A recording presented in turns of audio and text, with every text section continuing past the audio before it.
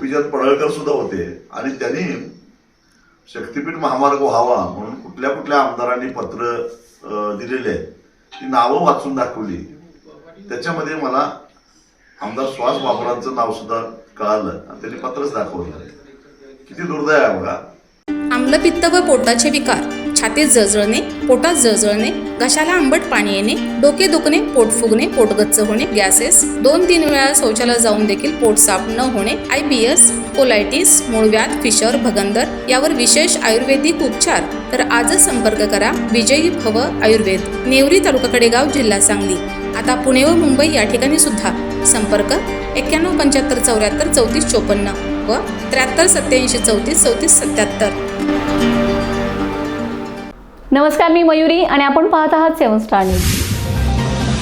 न मागणाऱ्या शक्तीपीठ महामार्ग शेतकऱ्यावर लादला जातोय आणि पहाटे चोरागत शेतकऱ्यांच्या पाठीत खंजीर खुपसून ड्रोन सर्व्हे करणाऱ्या नालायक सरकारचा प्रथमतः मी निषेध करतो, असे मत शेतकऱ्यांचे नेते माजी खासदार राजू शेट्टी यांनी व्यक्त केलंय. काय म्हणालेत विद्यमान आमदारांच्या बाबतीत थेट पहा. तुम्ही शक्तीपीठ महामार्ग आज विरोधात एक आंदोलन केलं, प्रांताधिकाऱ्यांना तुम्ही वेगळ्या पद्धतीने सूचना दिल्या. आता उद्या जर परत ही लोक आली शक्तीपीठ महामार्ग ड्रोन सर्वेसाठी, तर तुम्ही लोकांना काय आव्हान कराल? खरं तर मला एक कळत नाही, पोलीस प्रशासन असो किंवा महसूल खात्याचं प्रशासन असो, ही माणसं कुठेतरी अदानीचा गुलाम असल्यासारखं का वागायला लागले. रात्री अपरात्री येऊन सर्वे करणं, माहिती घेणं, एवढं लोकांना काय घाबरतात.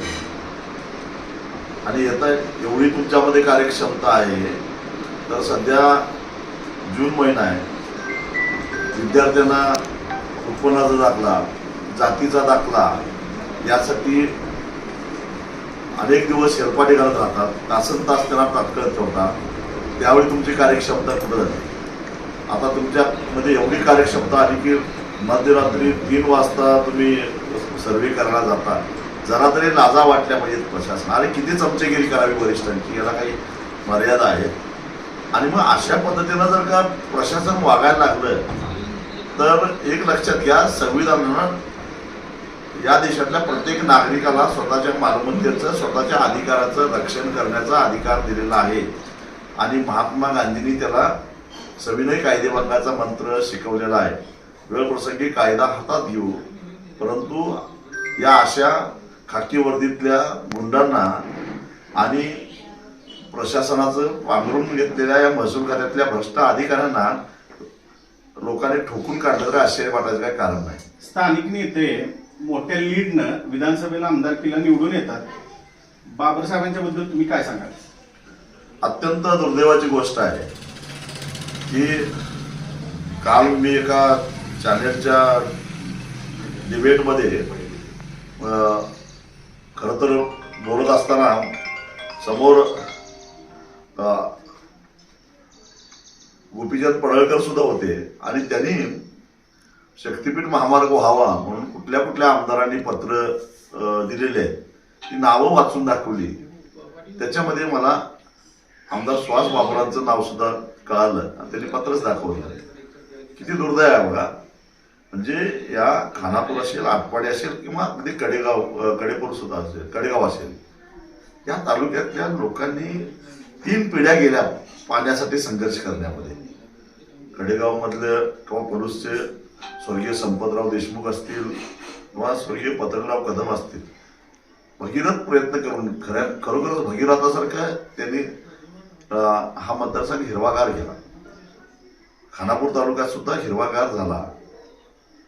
आणि मग त्यांचे नंतरचे हे वारसदार जे आहेत ते जर ती बागायत जमीन कोणा एका उद्योगपतीच्या हव्यासापोटी या शक्तीपीठच्या घशात घालत असतील, त्याच्यावर शक्तीपीठचा वरवंटा फिरत असेल, तर खरोखरच लोकप्रतिनिधी म्हणून काम करायला आपण पात्र आहोत का याचं आत्मपरीक्षण करणं गरजेचं आहे. शक्तीपीठ महामार्गाला मूकसंमती दिल्यानंतर त्यातून मिळणारे जे फायदे आहेत त्यामुळे त्यांचा बँक बॅलन्स किंवा निवडणुकीसाठी खर्चाला काही पैसा मिळेल, पण तुमचा अंतरात्मा तुम्हाला कधी माफ करणार नाही. लक्षात तेव्हा शेवटचा प्रश्न. माझा विश्वजित कदमांना सुद्धा सल्ला आहे. हं. तुमच्या वडिलांनी स्वर्गीय पतंगराव कदमांनी हा पोलीस कडेगाव मतदारसंघ हिरवागार केलेला आहे. त्यासाठी अनेक वेळा त्याने सत्ताधाऱ्यांना अंगावरही घेतलेला आहे. असं असताना एवढी मोठी बागायती जमीन शक्तीपीठाखाली जात असताना तुम्ही वरवरनं नुसतं माझा पाठिंबा आहे म्हणून मम म्हणण्यापुरतं पाठिंबा नको, द्वेषानं तुटून पडा, मतदानात उतरा, नाहीतर मग काळ तुम्हालाही माफ करणार नाही. शेवटचा प्रश्न. आज भाग्यनगर येथे पहाटे आपल्या माता भगिनींना पोलिसांनी धक्काबुक्की केली, हातातल्या बांगड्या सुद्धा फुटल्या त्यांच्या. याबाबत तुम्ही पोलिसांना काय सूचना करू शकाल? नाही, मी पोलिसांना एवढंच सांगितलं की तुमच्यात एवढी मर्दमुकी आहे, तर हिंमत असेल तर त्या ड्रग पेडलरांच्या मुसक्या आवडा. मी त्यांना सांगितलं मी 100 किलोमीटरवरून आलोय, पण मी जर मनात आणलं तर एका तासात पाहिजे तेवढा अंमली पदार्थ गोळा करून दाखवू शकतो. या मिनिटामध्ये चरस असेल, गांजरा असेल, अफवा असेल, अजून बरेचसे नशेले जे काय आहे, एवढं सुस्वार झालेला आहे. 9वी 10वीची पोरं त्याच्या आहारी जाणार आहेत. लाजा नाही का वाटत तुम्हाला? ज्या भाग्यनगरमध्ये ते रात्री 4 वाजता गेले, त्या भाग्यनगरमध्ये चोरट्यांनी शेतकऱ्यांच्या मोटरीच्या केबली चोरल्या आणि त्याची तक्रार नोंदवली. 10-15 लाख रुपये त्यांचे नुकसान झालेलं आहे. तक्रार नोंदवली तर चौकशीला एक कॉन्स्टेबल साधा तिथं गेला नाही 15 दिवसामध्ये. आणि वर्ण आदेश आल्यावर मात्र हे शेजार शिपाई 400-500च्या संख्येला तिथे गेले दंगल निवारण पथक घेऊन. अरे तिथं काय अतिरेकी होते काय? तिथे काय नक्षलवादी होते काय? लाज वाटली पाहिजे. म्हणजे हप्ते घ्यायचे ड्रग पेडलरकडनं आणि काबाड कष्ट करून घाम घालून स्वतःच्या शेतात शेतीचं उत्पन्न घेऊन जगणाऱ्या शेतकऱ्यावर ही मर्दमुकी दाखवता. वेळ प्रसंगी अंगावरची वर्दी फाडून तुम्हाला ठोकल्याशिवाय सोडणार नाही, हे पोलिसांनी सुद्धा लक्षात ठेवावं. शक्तीपीठ महामार्गाबाबत आता शक्तीपीठ बाधित शेतकऱ्यांना तुम्ही काय उद्यापासूनचं आव्हान कराल?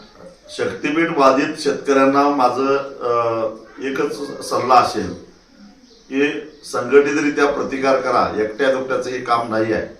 आणि केवळ ज्याची जमीन जाणार आहे त्यांनीच नव्हे, ज्यांची जाणार नाही त्यांनी सुद्धा प्रतिकार केला पाहिजे. कारण एकदा शक्तीपीठ महामार्ग झाला तर हा सगळा इंडस्ट्रीयल कॉरिडॉर होणार आहे, हे विसरू नका.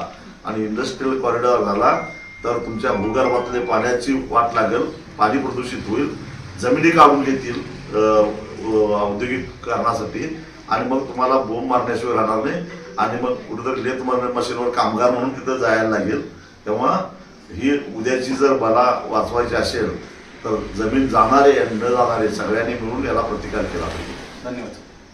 महेश पवार, 7 स्टार न्यूज, विटा.